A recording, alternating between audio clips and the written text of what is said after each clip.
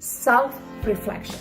Everything that we want to change, it starts with self. So in order for women to heal their relationship with men, really take the time to look into your own patterns, your own belief system, your own habits, your own values, and past experiences that you had with men, because those experiences for sure have influenced your perception of men and your perception on what your relationship with men should look like, should feel like.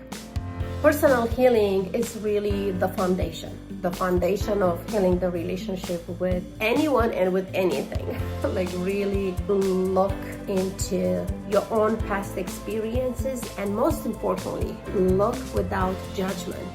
Understand that the person that you used to be is not the person who you are today.